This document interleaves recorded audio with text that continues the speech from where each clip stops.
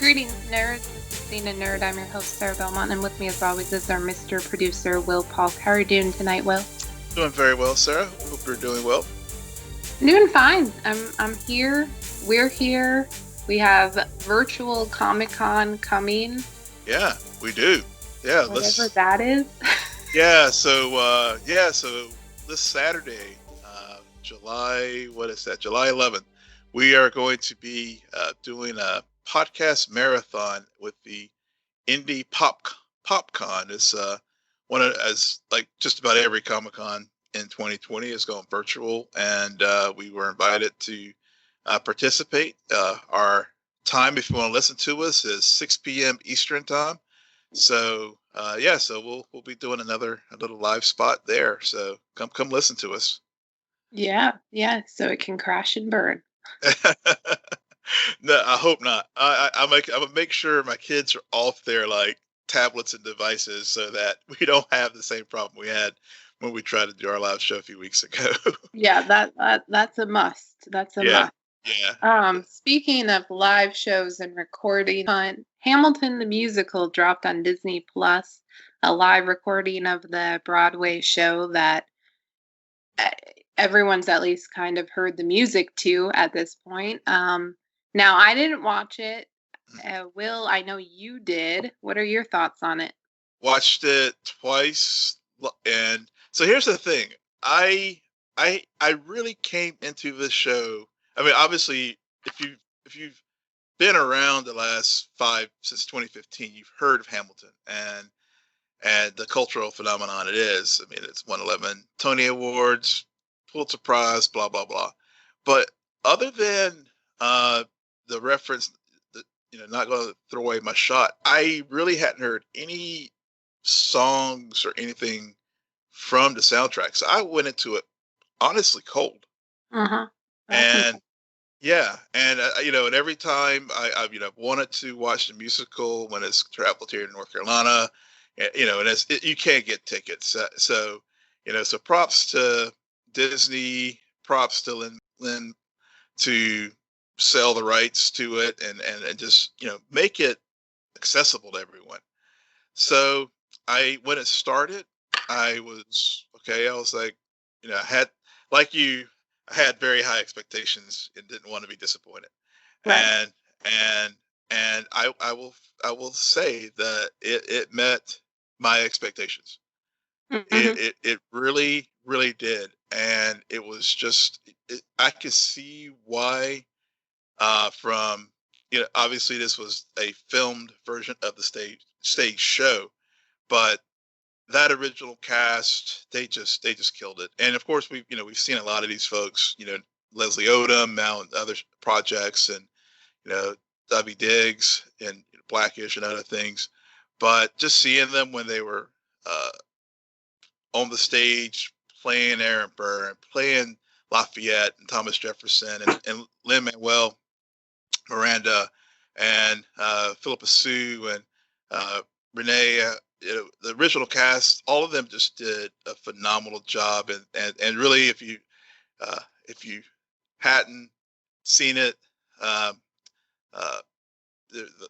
King George, the actor Jonathan Goff, who plays Sam, just stole the show whenever King George showed up on the stage. So it truly is all it was what it's cracked up to be. At first, I was kind of like, when it first kind of got started, I was like, I'm not sure about this. But by the end, I was sold. I watched it again.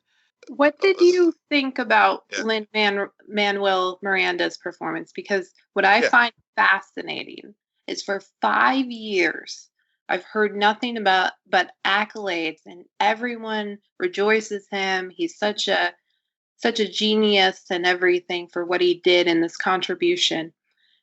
And now, since they dropped the film version, I've heard nothing but criticism about his actual portrayal of which I think is hilarious. I think it is too. So funny. But what were your thoughts on it? See, yeah, I've heard that buzz around a lot of the YouTube space, and also on Twitter.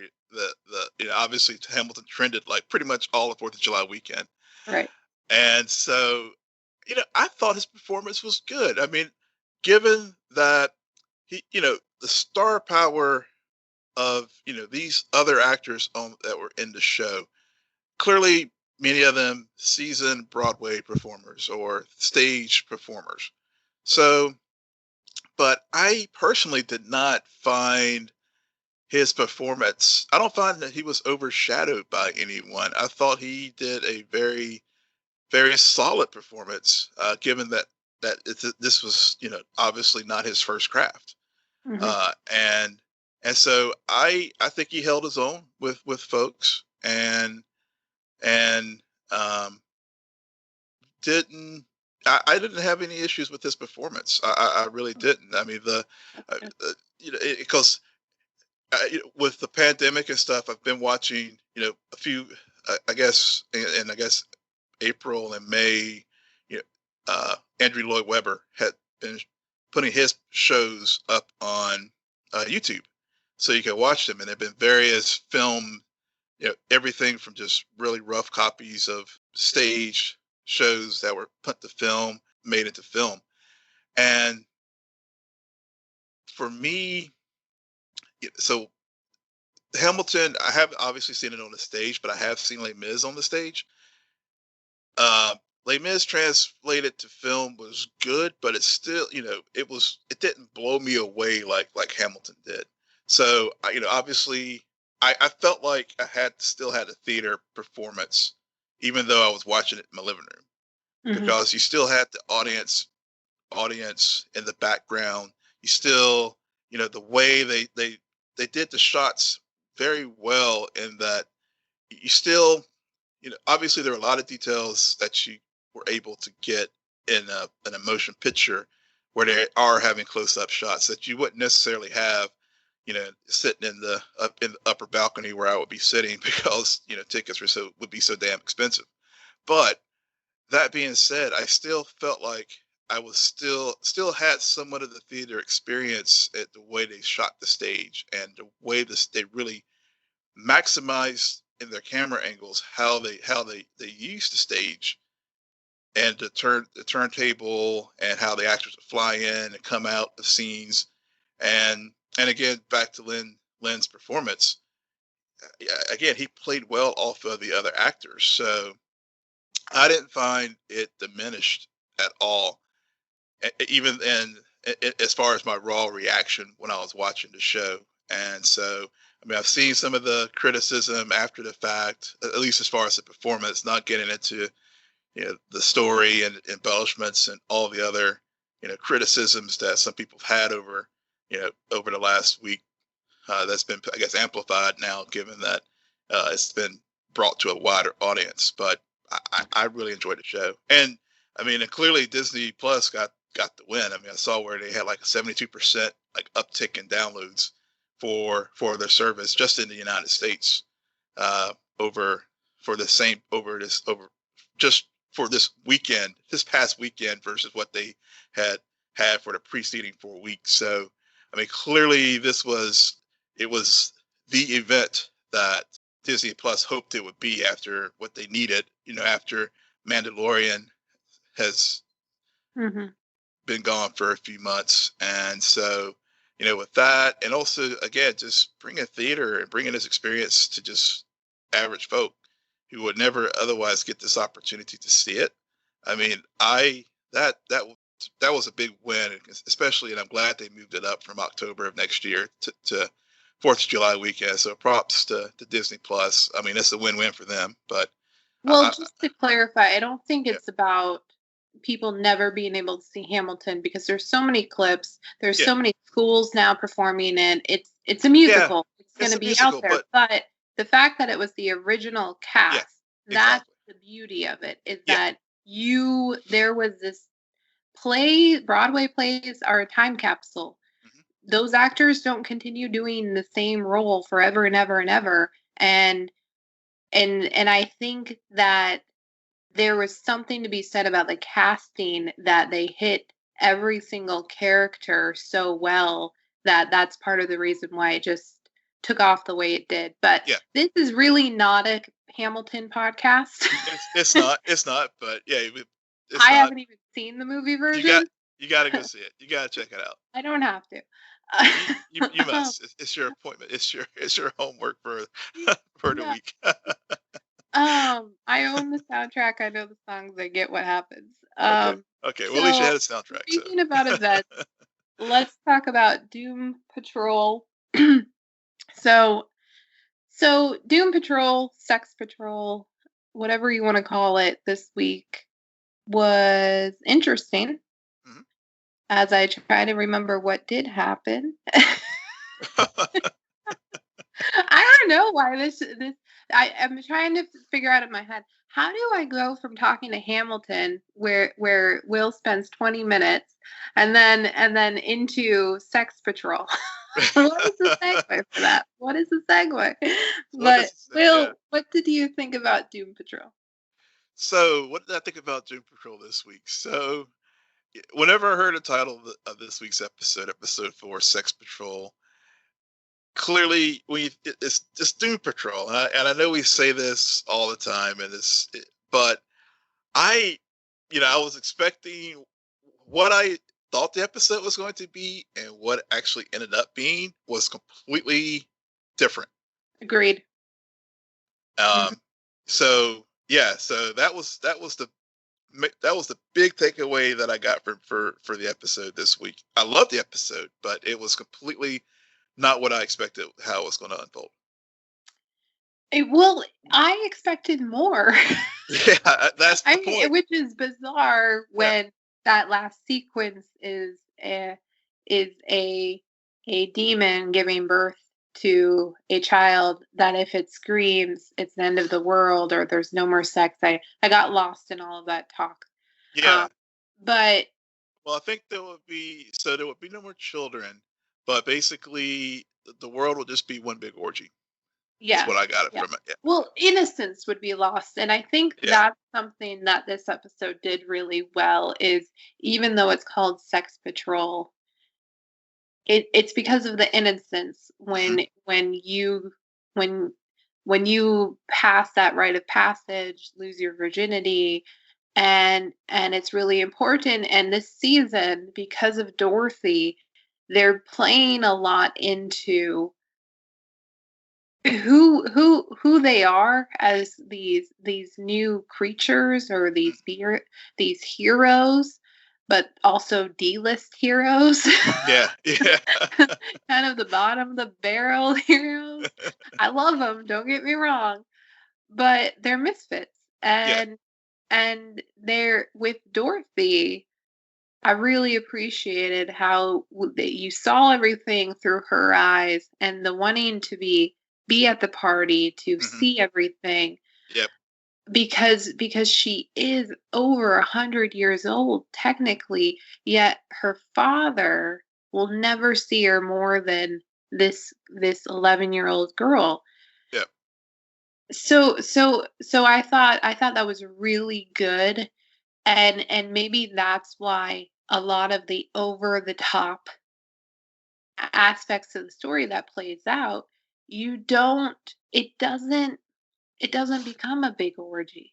Right. It just becomes a story with all of these connected pieces, and it's a reminder. I mean, there was some bizarre moments that happened in season 1, and oddly enough, those are never the moments that I really reflect on liking. Nope. I think about a lot of the character moments, and this episode, Cliff then kills me, where they hey, Cliff, you can't orgasm, so you go in. And he's like, well, thank you for embarrassing me in front of exactly. Yeah. Or when the sex men say, everybody go, I'm Cyborg. The Cyborg's like, well, I'm Cyborg. Yeah.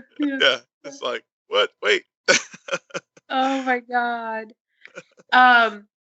What did you think about Cliff being on ecstasy? Oh, so Cliff always delivers, whether it's high as a kite on X Cliff or angry Cliff. It was just, I was literally just falling out of my seat laughing whenever Whenever first when the Chief and Cliff have that moment, because again, their relationship is just one that is such love hate, or hate, or I don't, and and so the Chief realizing what he's going through, and seeing Cliff in despair, despondent about clearly what happened, how things went bad for him in Florida, and then realizing, okay, let me adjust your intake so you can just get high and just lose yourself in this party that's going on for Danny. And so you see that empathy that the Chief has, and I guess part of that empathy is from feeling responsible, because he is responsible for what has transpired in Cliff's life. And so he's trying to, it was I guess a bonding moment for the two fathers who both are trying to have that relationship with their daughters. Cliff trying to rebuild it, the Chief trying to protect Dorothy, and so him getting the X and just the robot doing the robot. I mean, just those are just awesome, funny moments. And of course, when he sees the demon in the shadows, shadowy Mr. Evans, it was just those fun moments about Cliff, but yet, but then when he has his interactions with Crazy Jane or Hammerhead, whichever manifestation she was, you still have those fun moments of the two characters interacting. So yeah, which leads us to Jane, where again they lead us. We have a great moment at the beginning of the episode where Cliff encounters the painter, who is now above ground, and he breaks her apart because she's just a painter, and you see all of this self-doubt and this unknowing, and you start to understand why Jane was in control for so long. Mm-hmm. And all of the cracks in these other personalities who will surface but not be long term. And I thought that was really interesting, and their whole conversation can extend to all of these characters who are stuck or feel stuck given their abilities and what was taken away from them, and just the whole situation in and of itself, especially Dorothy, and we'll get to that a little bit later. But I like that, and then how she goes through some new we see some new faces, but ultimately Hammerhead comes up and to protect the girl, and which is a driving point in her pathos, in Jane's pathos, because it's all about that little girl who was abused, and how do we protect her. And that's why all of these altars have been created. It's because it's a defense mechanism. And so I thought that whole connection made complete sense. And I'm really glad that they decided that she would kill the baby. Yeah. Oh, Hammerhead. Who also, it says something, because they're the exact voices who told her that her weakness is Niles, is this team, is this other family. Right. And those are the very people who then Hammerhead had to turn around and ultimately save. Right. And having to save them, and then realizing, oh, to your point, this is why Jane is the primary. Right. There's a reason. Yeah. And so, and we're going to get more of that, which I can't wait to see Baby Doll, because she's going to become BFFs with Dorothy. Or will she? Or will she? Or will she? Because Dorothy also has a lot going on in her head, a lot of temptation, and we start to hear Candlemaker's voice increase, which leads me to question. Yeah. Danny held on to Dorothy for so long. Mm-hmm. Not a problem. Perfectly fine. Yes, she heard all of the parties. She knew she was missing out. She made it work. She persevered. So suddenly she resurfaces and Candlemaker just says, "Oh, okay, now I'm going to start talking."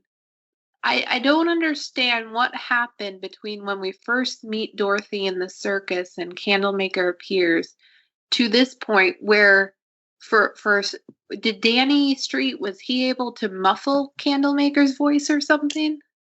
I think so. I think, I guess with, well, I think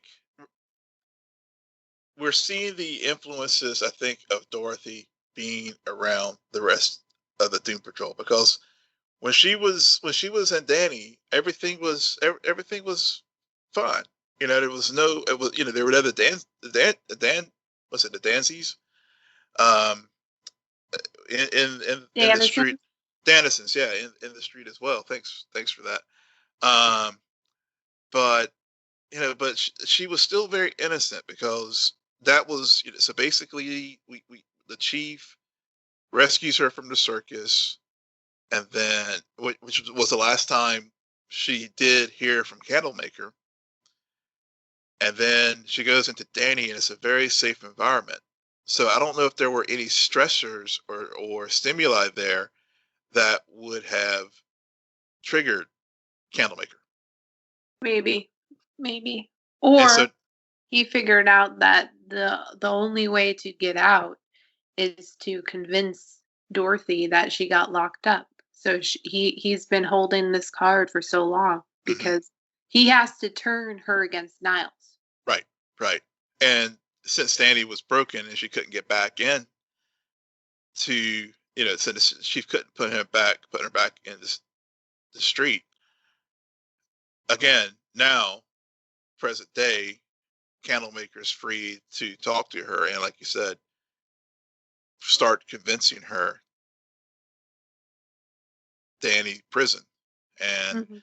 and so and that innocence is, because that was sort of, as you said at the very beginning. I think that is very true. This episode really highlights that loss of innocence that Dorothy had, Mhm. and I love the way they use the whole idea of bedtime to illustrate that, because it was the nothing good happens. Daddy says nothing good ever happens after bedtime, and we've all heard that, growing up. Nothing good happens after bedtime, and used to, and each progressive hour after bedtime, how things progressively got worse, to the point where uh, Candlemaker gets her so rattled that she ends up picking up an ice pick or whatever to basically go and destroy Danny, because she finds, prisoner. And so I really think this episode really is, like you said, a real story of lost innocence. Yeah. Yeah. Well, I mean, Rita doesn't help No, much.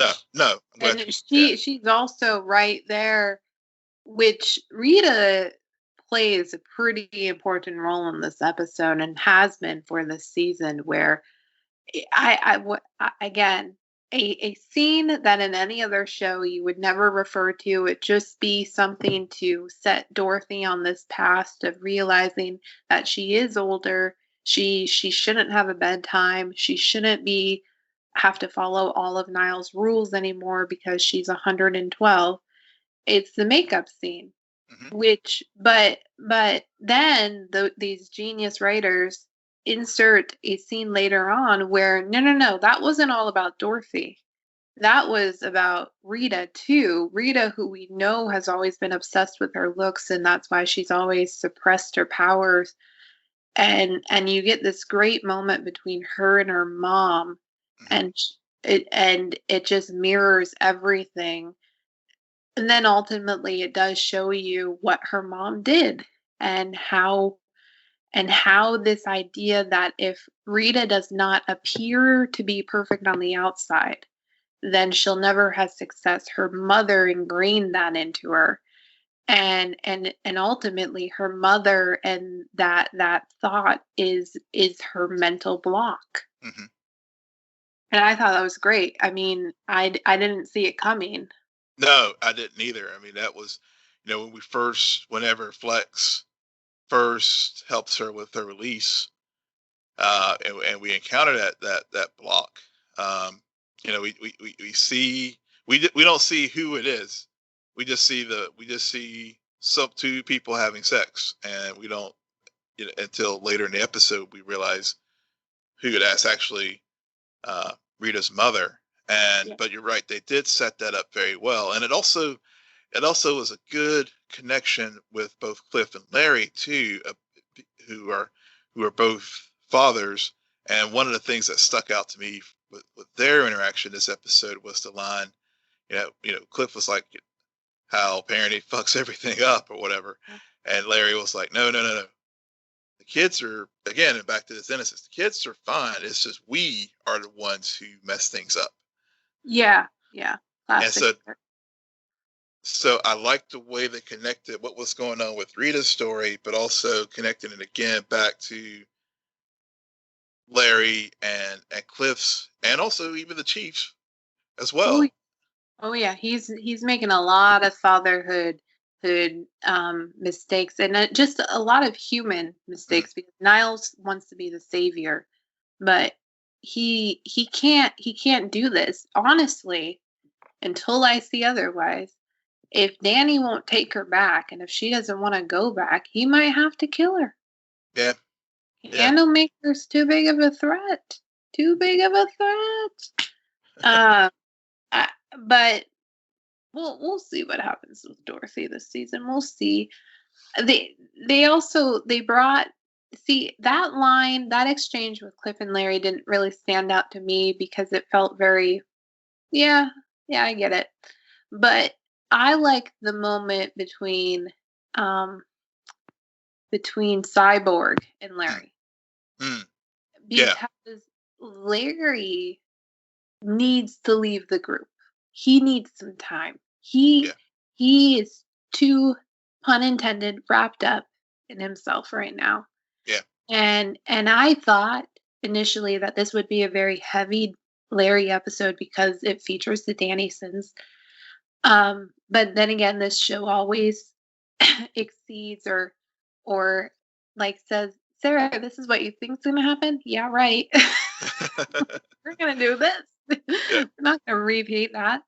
So, but I just like that moment of, why did you leave? Well, I needed to heal. You can't heal here. I mean, to your point about all of the distractions really feeding into Candlemaker and his plan, and Dorothy's wanting to be alive and to be a full person. It's very similar to what Larry's going through. I mean, Larry, he can't, he's very much like Cliff. He's just stuck, and he's confined, and he can barely feel anything, and he has all of this regret. So he can't do what he needs to get done mentally in this house. Yeah, he can't, and being trapped and being in that place, like when the party was going on and he was finally starting to free and loosen up, but he was like, at the same time, he's like, gotta stay cool, gotta stay cool, gotta stay cool. And then when he got hit on by his dance partner, he just completely blew it. I just take off all my bandages and I kill everybody here, and just kills the moment. But he's, like you said, he's so wrapped up in himself and his own issues that he can't see the world in front of him, and the things that he's missing out on. So so that was the moment with him as Cyborg was definitely another good moment in the episode. And also, as we talked about with the first three episodes, when would Cyborg get back with the team? And of course, this episode, he was back, and he dealing with the I don't know what to say consequences, but he's trying to make sense of what he had just experienced back in Detroit, and learn. And again, to what you talked about last week, how he's always in his rightness as Cyborg, and how Mona Lee Corrupt calls him out on it and talks about how everybody has a past and everyone has a story, and helps and helps Vic to hopefully helps Vic to do some introspection and see Ronnie for who she is, and not what he thinks she should be or how she should act or whatever when they get back together. Any final thoughts about Doom Patrol? Just one thing about Mona Lee Corrupt that's another thing that really stood out with me in the episode, and just how the show how comic book shows, when they're done well, can be used as a way as like a teachable moment where or deal with a very contemporary issue, and I'm glad that they didn't like hide on the issue of transgender individuals being murdered, and I mean and how Danny was a safe place, but also just the hatred that people will inflict on other people just because they're different, or not because they're like them, or whatever prejudices. And so in this weirdness of a show, they still very in a way to further the story and not be all preachy, but just make it very natural. Here's who I am. Here are things that are happening right now, and we and Mona was like, I'm not going to put up with it. She called the guy out on it. So I like that aspect of the episode as well. So I mean, this show is so far, season 2 has not disappointed. Yeah. And speaking about season 2, Stargirl, it was announced today, is getting a season 2 that will be exclusively aired on the CW. Did I get that headline right? You got it right, unfortunately. Yeah. I've been not minding it being on DC Universe, but that thing also I don't think happened or worked out the way WB wanted it to, but we're still getting a season 2. Yeah. More to come. I think it's great that last week we did not talk about Stargirl, because just so happens we had part 1 of a part 2 episode, and these parts it is really one long episode when you combine them together. And so essentially what happens in part 1 is Courtney is Courtney. She irritates me so much. I was trying to figure out who irritated me more, Courtney or Cindy. yeah it's just, oh my God, one of my favorite moments of the first part was her conversation with Mike at the game. And I wasn't expecting it. I didn't think we needed that. And I was starting to wonder, why were we getting all of the stuff with Mike and Barbara? And then when he calls her out, I was like, oh, now I get it. Now I understand what they're doing. We're so used to focusing on the stepfather, stepdaughter dynamic that, well, Pat is a father in his own right. He has a son. And his son is here, and his son is part of this family. So why all of a sudden is Courtney his main priority, his top priority?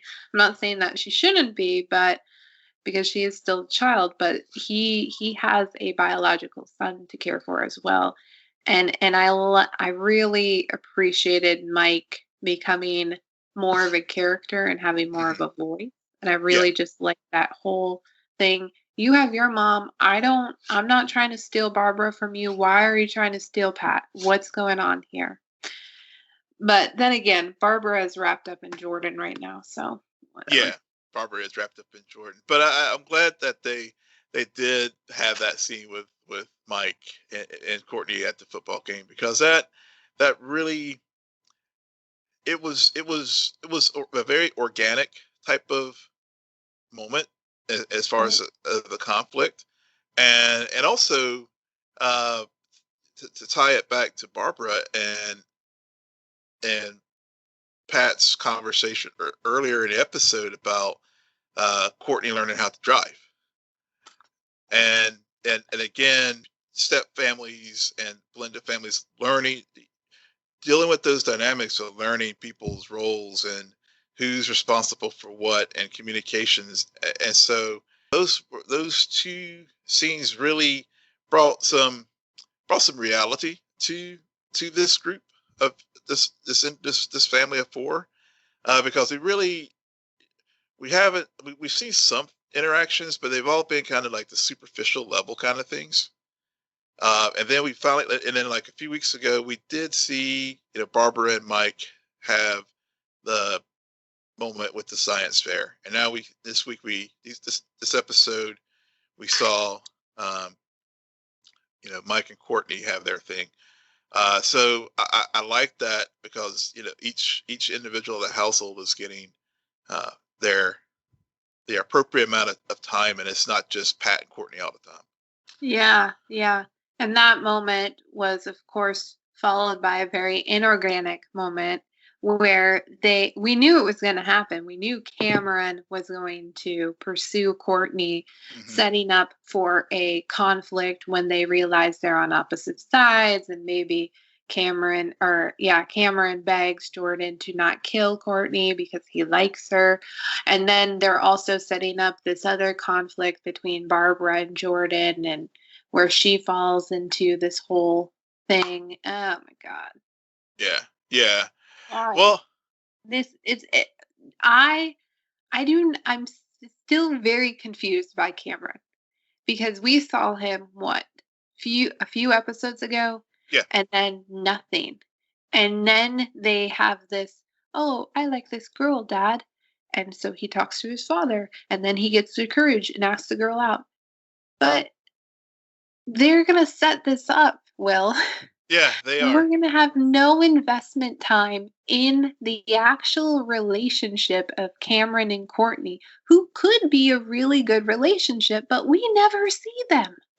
Well, I will say this, though. I will say this. And one of the things, and getting back to our point about hopefully when season 2, it doesn't become completely CW-fied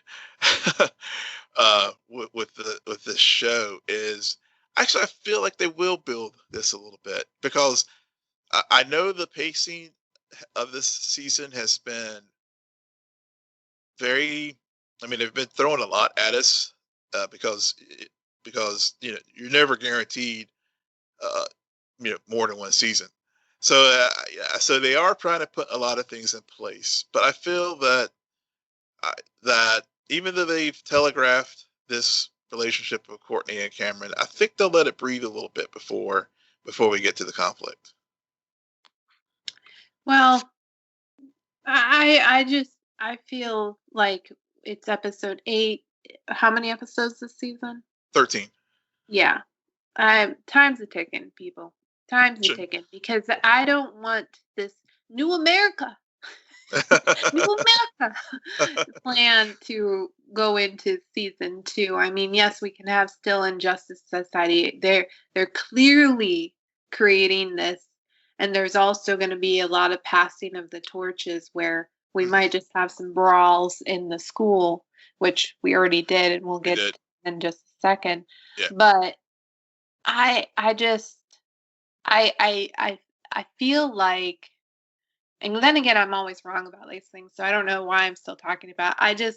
I don't like what they're doing right now, because it bothers me when they rush the relationships, and comic book shows are basically soap operas, and you can't A ship cannot be a steak if it's not ship worthy. I don't know how to put this. I don't know. So we're gonna move on.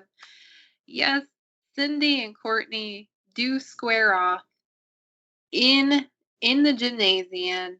Yeah. And because Courtney wants to prove to Pat and her team that, hey, I don't need no training. You all do, but I don't. And I got this.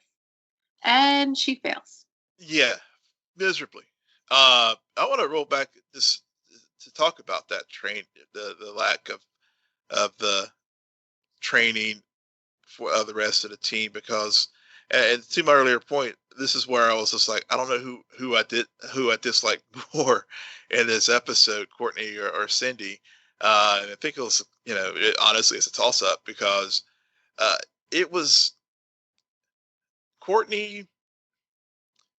She needed that ass whipping from Cindy, because I think, she's overall has been basically, as Pat has told her on multiple times now in this show, how lucky she has been with the conflict that she's had, and honestly, she's been bailed out either by Pat or by her teammates each time, and so this time no one came to bail her out, and I think that lesson was she definitely needed that lesson. She did not learn it though. Huh? She did the same thing in part 2. Yeah. That's why I feel like if listeners go back and listen to any time we talk about Courtney and Stargirl, and you will hear this constantly. I think Courtney needed to learn the lesson, and then me yelling, she didn't learn it. Yeah. This is what's frustrating. Yeah, it is frustrating. I agree with you. Yeah. And then I watched part 2, and the ending sequence. I said, we're back here again. Yeah. Can we kill Courtney from Stargirl? Can it just because she just, oh my God, she does. Yeah, you're right. She's still not there, even though Pat tried to tell the cosmic staff to keep her out of trouble. Not the cosmic staff's fault, because he tried. Yeah. Just assume it's a he. He tried. He tried to stay. She said, they need my help. And of course, well, okay, I'm obligated. But the truth of the matter is, nobody needed her help. Yeah, no one did. I mean, the rest of her team, and that's what I really liked about the second part of the episode of the Shiv, because it really showed the team how they functioned pretty well and were able to figure out several things about Courtney and about Cindy, and were able, and really worked well together. For example, when when he was ready to go and just basically be Courtney Jr., Beth and the Wildcat were like, no, let's just be measured, and let's make a plan, and stick with the plan, and of course Pat found out about it, but it all worked, because again, it really reinforced Pat's point in the first episode that in order for this thing to work, you got to work as a team. Right. Yeah. And clearly they can, as long as Courtney's not around. Yeah. And they also listen to Beth. I mean, go figure. If we want to have a smart plan, we listen to the smartest person on our team, which is for AI, but still, it's basically Beth. It's basically Beth. Yeah. It's basically Beth. I have no idea. I just don't want to keep having that same communication. Yeah. She knew to learn that lesson. Well, she didn't learn, because she didn't. And she literally keeps doing the same mistake over and over again. Yeah. And I think that is, if there has been one flaw in the storytelling so far this season, it's that. Mm-hmm. Yeah. There's no growth, and I don't know what needs to happen or how this all needs to play out for that actually to happen. I mean, God forbid she loses Barbara by the end of the season, and maybe then it's just Pat and her, and what's that like? But we'll cross that bridge. I mean, while we have all of this stuff going on with the mini Justice League, we also have the parallels drawn with the Injustice offspring, as we really, Cindy is pretty much a co-lead throughout this whole story arc, and we learn more about her. We see her interact with her father, the graduation gifts. She's basically an experiment. Yeah. She's been training, and how much she knows. She's known all about this. She has her sights on the end goal, getting at the table, and just like Courtney, she jumps too soon. And even though she wins, which she doesn't finish it. Nope. And which I don't know why, and I'm still trying to figure that out, especially since her father scolds her when she comes back thinking that he's going to find her worthy, and he said, yeah, but she's still alive, and so are her friends, and we have more problems. But and I was really getting angry because, are you kidding me? Cindy is very smart, and she doesn't recognize Courtney's hair. Yeah, the first fight. I understand it's a mask, but there are some things. Courtney's the only kid at that school who I've seen with that kind of hair, and it's always perfectly curled. Yeah. So, and she's short. She's got a lot of attributes there. You can be like, yeah, that's Courtney. Yeah. That frustrated me too with the first episode. I really the first part, because I was like, okay, clearly Courtney sees that Cindy and stuff, but yeah, that was again part of the flaw I think that they did have. At least it made well, and I guess they did. I guess they were trying to save it for part 2, when of course, really it's brilliant. It was brilliant. Because it worked. Nobody realized that she knew it was, and I think maybe that's why she ultimately, Courtney still lived, is because Cindy realized during the fighting, oh, I know who this is. Yeah. I'm killing a kid. I don't really know, but then the scalding with her father kind of changes that, even though it doesn't, because she has all the opportunity in the world to basically poison Courtney with chocolates, and it doesn't happen. And then she reveals that, no, I know who you are. So I don't know. That's the flaw. They make her seem really powerful, really smart, really strong, and then she doesn't get the job done. She acknowledges, I know who you are, you know who I am. This is war. And then she meets her again, and this pissed me off. She's really strong in battle, and yet these little gremlins come and just drag her away. And are you telling me these people are strong? I don't know. I felt like the way she was immobilized, it was like they drugged her, which they didn't, and I was very confused. Yeah, well, I think with the first fight, because we finally do see we get the purpose of the janitor was this, Sir Justin, who is who is an old ally of the JSA, and they're pulling in some of the comic book stuff where with him being an amnesiac, and we'll get, I think hopefully we'll get his backstory with the JSA further in the season. But I think whenever just sitting here talking with you about this, obviously is you made a good point there that Courtney and Cindy are just flip sides of the coin. So even though, to your point, she's definitely seemed more powerful than Courtney, she's still very raw. and I think the Dragon King, her father, was trying to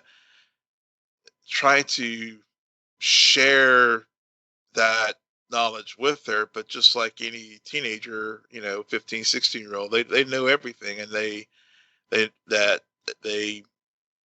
she knows what she knows what she's got to do, and she's ready to do it, and she should be at that table right now. And so that was basically her undoing, and why she either couldn't kill Courtney, um, or is not to the place where she can take it to that next step to actually finish the job. Yeah. Yeah. And then her father is even more disappointed in her, because she was fully convinced that Henry does not have powers. Mm-hmm. But in the background, and again, there's a lot going on as we continue talking about these episodes going on, and a lot of characters who are being placed and being put in motion, because Henry learns how to use his abilities, and ultimately it's the only reason why Cindy doesn't end up killing Courtney in the final battle, is because he literally interrupts the fight. Yeah. Blows it up and says, "No, I don't know what side to be on." But Courtney again, oh my God, he's a telepath. I'm going to continue talking to myself. I was just waiting for her to slip, "I killed your father." Yeah. The moment you said telepath, yeah, stop thinking. Stop thinking. Exactly. Discipline. But again, that gets to the lack of discipline. Yeah, absolutely. I guess maybe we started initially comparing her to Spider-Man, like a kid in spandex, out there, vulnerability. Here's the difference between Courtney and Peter Parker. Peter Parker has this empathy and this almost humility, and still is innocent. Courtney goes about it in a very arrogant way that, at least my interpretation, turns me off and does not make me feel like, "Oh, you're just a kid. I get it. I understand why you're making these fakes." No, it just makes me frustrated, because the way she goes about it, she comes off being so much older, and as if she's been doing this her whole life, and she hasn't. So there is just something about it that does not set up for that Peter Parker like empathy, innocence and humility, and just courage. Because right now what she's doing, I feel like Courtney almost just wants to be the hero, and not really save, like, almost to the point where I don't think it's about saving Bluebell. I think it's about being the hero. Yeah, it is. You nailed it. I mean, I think it's very, and it was displayed again, and in the first part where Pat was trying to teach the rest of the team, and she was just very arrogantly just jumped in there, blew up the place, and then everybody's just looking at her like, "What the f?" I mean, really. And that's how I felt. I was like, "What the f, Courtney? You're just like undermining these folks who you recruited ability to grow and learn from Pat, who even though he may not have superpowers, I mean, he's been around the block. He could teach these guys something." Right. Yeah, it's kind of like, this is a teamwork exercise. I'm just going to show off and destroy all of them on my own. That's not teamwork. Yeah. I get that there's an I in Stargirl, but no. All right. Well, I think that is it for us tonight. Will, why don't you tell our listeners where they can find you? Yes, you can find me at Will M. Polk. That's WILLMPOLK. And you can find me at SJ Belmont, SJBELMONT. Please follow our crew on Twitter at CNN Nerd. Friend us on Facebook, follow us on Instagram. But most importantly, rate, subscribe, and comment on Apple Podcasts, Spotify, YouTube, Stitcher, or wherever you get your podcasts. Good night. Geek out. You're welcome.